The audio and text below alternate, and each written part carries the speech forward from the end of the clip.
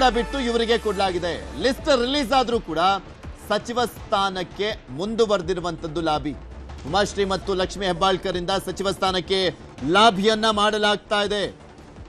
ಕಡೆ ಕ್ಷಣದಲ್ಲೂ ಕೂಡ ಪ್ರಯತ್ನವನ್ನ ಮುಂದುವರಿಸಿದ್ದಾರೆ.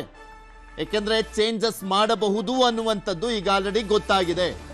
ಮಂಕಾಳ ವೈದ್ಯ ಅವರನ್ನ ಚೇಂಜ್ ಮಾಡುವ ಮುಖಾಂತರ. ಸೊ ಹೀಗಾಗಿ ಸಚಿವ ಸ್ಥಾನ ಬದಲಾವಣೆ ಮಾಡುವಂತ ನಿಟ್ಟಿನಲ್ಲಿ ಪ್ರೆಷರ್ ಅನ್ನ ಹಾಕಲಾಗ್ತಾ ಇದೆ. ಉಮಾಶ್ರೀ ಮತ್ತು ಲಕ್ಷ್ಮೀ ಹೆಬ್ಬಾಳ್ಕರ್ ಅವರು ಪ್ರಯತ್ನವನ್ನು ಮಾಡ್ತಾ ಇದ್ದಾರೆ. ಲಕ್ಷ್ಮೀ ಹೆಬ್ಬಾಳ್ಕರ್ ಅವರ ಪರವಾಗಿ ಡಿ.ಕೆ. ಶಿವಕುಮಾರ್ ಅವರು ತಮ್ಮ ವಾದವನ್ನು ಮುಂದಿಟ್ಟಿದ್ದಾರೆ. ಕಾದ್ ನೋಡಬೇಕು ಅವರ ಹೆಸರು ಕಡೆ ಕ್ಷಣದಲ್ಲಿ ಸೇರ್ಪಡೆ ಆಗುತ್ತಾ ಅಥವಾ ಉಮಾಶ್ರೀ ಅವರ ಹೆಸರು ಸೇರ್ಪಡೆ ಆಗುತ್ತಾ ಅಂತ. ಉಮಾಶ್ರೀ ಅವರಿಗೆ ಉಪಸಭಾಪತಿ ಸ್ಥಾನವನ್ನ ಕೊಡಲಾಗಿದೆ. ಅವ್ರು ಬೇಡ ಅಂತ ಹೇಳ್ತಾ ಇದ್ದಾರೆ ಅನ್ನುವಂಥದ್ರ ಬಗ್ಗೆನೂ ಕೂಡ ಮಾಹಿತಿಗಳು ಸಿಗ್ತಾ ಇತ್ತು. ನೋಡಬೇಕು ಕಡೆ ಕ್ಷಣದಲ್ಲಿ ಏನು ಬೇಕಾದರೂ ಆಗಬಹುದು. ಏನ್ ಬೇಕಾದರೂ ಕಡೆ ಕ್ಷಣದಲ್ಲಿ ಕಾಂಗ್ರೆಸ್ನಲ್ಲಿ ಆಗಬಹುದು. ಟ್ವಿಸ್ಟ್ ಮೇಲೆ ಟ್ವಿಸ್ಟ್ ಕೊಟ್ಟಿರುವಂಥದ್ದು ನೋಡಿದ್ದೀವಿ. ಬಿ.ಫಾರ್ಮ್ ವಿಚಾರದಲ್ಲೂ ಕೂಡ ನೋಡಿದ್ದೀವಿ. ಕಡೆ ಕ್ಷಣದವರೆಗೂ ಏನೇನೆಲ್ಲ ಡೆವಲಪ್ಮೆಂಟ್ಗಳು ಆಗ್ತವೆ ಕಾಂಗ್ರೆಸ್ನಲ್ಲಿ ಅಂತ. ಅದು ಸಚಿವ ಸ್ಥಾನದ ವಿಚಾರದಲ್ಲೂ ಕೂಡ ಈಗ ಗೊತ್ತಾಗ್ತಾ ಇದೆ.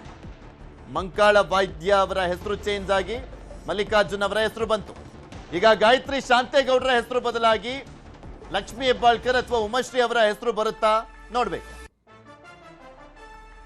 ಇದೆಲ್ಲದ್ರ ಬಗ್ಗೆ ಇನ್ನಷ್ಟು ಮಾಹಿತಿಯನ್ನ ಕೊಡ್ತಾ ಹೋಗ್ತಾರೆ ನಮ್ಮ ಪ್ರತಿನಿಧಿ ಕೃಷ್ಣ. ನಮ್ಮ ಜೊತೆ ನೇರ ಸಂಪರ್ಕದಲ್ಲಿ ಜಾಯ್ನ್ ಆಗಿದ್ದಾರೆ. ಕೃಷ್ಣ, ಒಂದು ಟ್ವಿಸ್ಟ್ ಅನ್ನ ನೋಡಿದ್ವಿ ಮಂಕಾಳ ವೈದ್ಯ ವಿಚಾರಕ್ಕೆ ಸಂಬಂಧಪಟ್ಟಂತೆ. ಈಗ ಗಾಯತ್ರಿ ಶಾಂತೇಗೌಡರ ವಿಚಾರದಲ್ಲೂ ಕೂಡ ಅದೇ ರೀತಿಯಾಗಿ ಟ್ವಿಸ್ಟ್ ಸಿಗಬಹುದಾ? ಯಾಕೆಂದ್ರೆ ಇನ್ನೂ ಕೂಡ ಡಿ.ಕೆ. ಇಂದ ಅವರಿಗೆ ಕರೆಯನ್ನ ಮಾಡಲಾಗಿಲ್ಲ.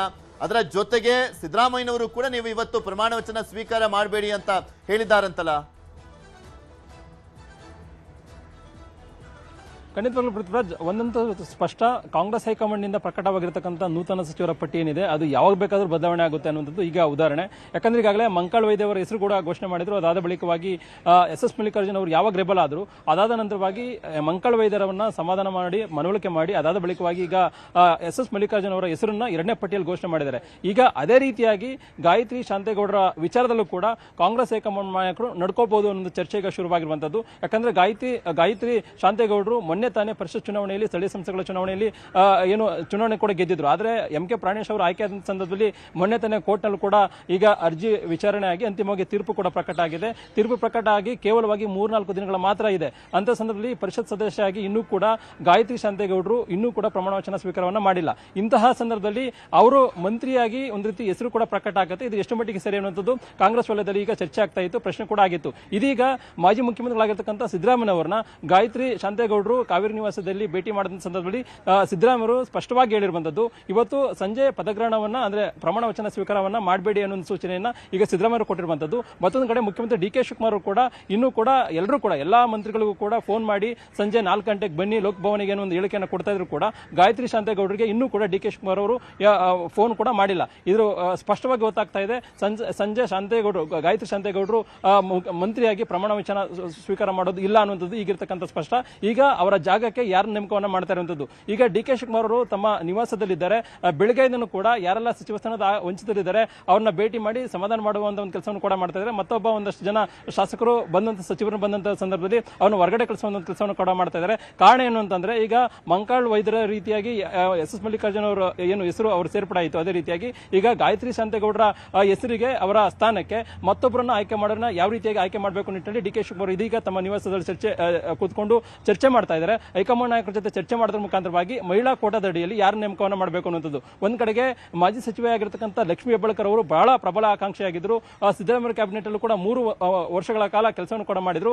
ಅಂತಿಮವಾಗಿ ಈಗ ಡಿ.ಕೆ. ಶಿವಕುಮಾರ್ ಕ್ಯಾಬಿನೆಟ್ ಅಲ್ಲೂ ಕೂಡ ಮಂತ್ರಿ ಆಗುವಂತ ಕನಸು ಕೂಡ ಕಂಡಿದ್ರು. ಈಗ ಲಕ್ಷ್ಮೀ ಹೆಬ್ಬಾಳ್ಕರ್ ಅವರಿಗೂ ಕೂಡ ಮಂತ್ರಿ ಸ್ಥಾನ ಕೈ ತಪ್ಪಿರುವಂತದ್ದು. ಬೆಳಗಾವಿ ವಿಭಾಗದಲ್ಲಿ ಸತೀಶ್ ಜಾರಕಿಹೊಳಿ ಮತ್ತೆ ಈಗ ಹೊಸದಾಗಿ ಲಕ್ಷ್ಮಣ ಸವದಿ ಅವರನ್ನು ಬಿಟ್ಟರೆ ಲಕ್ಷ್ಮೀ ಹೆಬ್ಬಾಳ್ಕರ್ ಅವರು ಕೂಡ ಮಂತ್ರಿ ಸ್ಥಾನ ಕೈ ತಪ್ಪಿರುವಂತದ್ದು. ಈಗ ಲಕ್ಷ್ಮೀ ಹೆಬ್ಬಾಳ್ಕರ್ ಅವರ ಪರವಾಗಿ ಈಗ ಸಿಎಂ ಡಿ.ಕೆ. ಶಿವಕುಮಾರ್ ಅವರು ವಕಾಲತನ ವಹಿಸಿದ್ರ ಮುಖಾಂತರವಾಗಿ ಅವರಿಗೆ ಮಂತ್ರಿ ಸ್ಥಾನವನ್ನು ಕೊಡುವಂತ ಕೂಡ ಬಹಳಷ್ಟು ಪ್ರಯತ್ನ ಮಾಡ್ತಾ ಇದ್ದಾರೆ. ಹಾಗಾಗಿ ಅಂತಿಮವಾಗಿ ಡಿ.ಕೆ. ಶಿವಕುಮಾರ್ ಅವರ ಒತ್ತಾಸೆಯಂತೆ ಏನಾದರೂ ಆಗ್ರಹದಂತೆ ಅಂತಿಮವಾಗಿ ಹೈಕಮಾಂಡ್ ನಾಯಕರು ಏನಾದರೂ ನಿರ್ಧಾರ ಮಾಡಿದ್ದೇ ಆದಲ್ಲಿ ಗಾಯತ್ರಿ ಶಾಂತೇಗೌಡರ ಬದಲು ಇವತ್ತು ಸಂಜೆ ಸಚಿವೆಯಾಗಿ ಲಕ್ಷ್ಮೀ ಹೆಬ್ಬಾಳ್ಕರ್ ಅವರು ಪ್ರಮಾಣ ವಚನವನ್ನ ಸ್ವೀಕಾರ ಮಾಡುವಂತ ಸಾಧ್ಯತೆ ಕೂಡ ಇದೆ. ಹಾಗಾಗಿ ಈ ಒಂದು ವಿಚಾರದಲ್ಲಿ ಅತ್ಯಂತ ಮಹತ್ವವನ್ನು ಪಡ್ಕೊಂಡಿರುವ ಸಂದರ್ಭದಲ್ಲಿ ಕಾಂಗ್ರೆಸ್ ಹೈಕಮಾಂಡ್ ನಾಯಕರು ಯಾವ ರೀತಿಗೆ ನಡೆಯನ್ನ ತೋರ್ತಿರುವಂತದ್ದು ಒಂದು ಪ್ರಶ್ನೆ. ಆದರೆ ಮತ್ತೊಂದು ಕಡೆ ಕುರುಬ ಸಮುದಾಯದಲ್ಲೇ ಯತೀಂದ್ರ ಸಿದ್ದರಾಮಯ್ಯ ಬಿಟ್ಟರೆ ಈಗ ಗಾಯತ್ರಿ ಶಾಂತೇಗೌಡರಿಗೂ ಕೂಡ ಈಗ ಮಂತ್ರಿ ಸ್ಥಾನದ ಅವಕಾಶ ಮಾಡಿಕೊಟ್ಟಿದ್ದಾರೆ. ಈಗ ಸಂಜೆ ಅವರು ಪ್ರಮಾಣ ವಚನ ಸ್ವೀಕಾರ ಮಾಡಲ್ಲ ಅನ್ನುವಂಥದ್ದು ಸ್ಪಷ್ಟವಾಗಿ ಗೊತ್ತಾಗ್ತಾ ಇರುವಂತದ್ದು.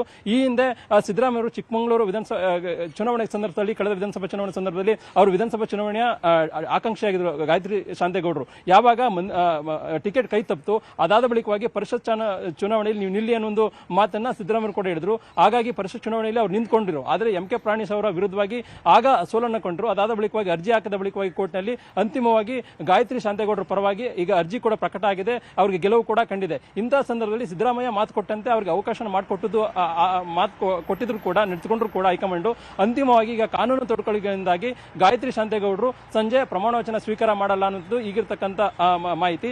ಈ ಒಂದು ಯುವ ಜಾಗಕ್ಕೆ ಹೈಕಮಾಂಡ್ ನಾಯಕರು ಬರುವಂತ ದಿನಗಳಲ್ಲಿ ಯಾರನ್ನ ನೇಮಕವನ್ನ ಮಾಡ್ತಾರೆ ಅನ್ನೋದು ಈಗಿರ್ತಕ್ಕಂಥ ಪ್ರಶ್ನೆ. ಒಂದ್ ಕಡೆಗೆ ಪರಿಷತ್ ನಲ್ಲಿ ಸಲೀಂ ಅಹಮದ್ ಅವರು ಕೂಡ ಮಂತ್ರಿ ಸ್ಥಾನದ ಪ್ರಬಲ ಆಕಾಂಕ್ಷಿಯಾಗಿದ್ರು. ಮತ್ತೊಂದು ಕಡೆ ವಸಂತ್ ಅವರು ಕೂಡ ದಲಿತ ಎಡಗೈ ಸಮುದಾಯದ ಬಾಗಲಕೋಟೆ ಅವರು ಕೂಡ ಮಂತ್ರಿ ಆಗ್ತಾರೆ ಅಂತ ಕೂಡ ಚರ್ಚೆ ಆಗ್ತಾ ಇತ್ತು. ಈಗ ಅವರಿಬ್ಬರನ್ನ ಹೊರತುಪಡಿಸಿ ಸಲೀಂ ಅಹಮದ್ ಅವರಿಗೆ ಅಂತಿಮವಾಗಿ ಸಭಾಪತಿ ಸ್ಥಾನವನ್ನು ಕೂಡ ಕೊಟ್ಟಲಾಗಿರುವಂತದ್ದು.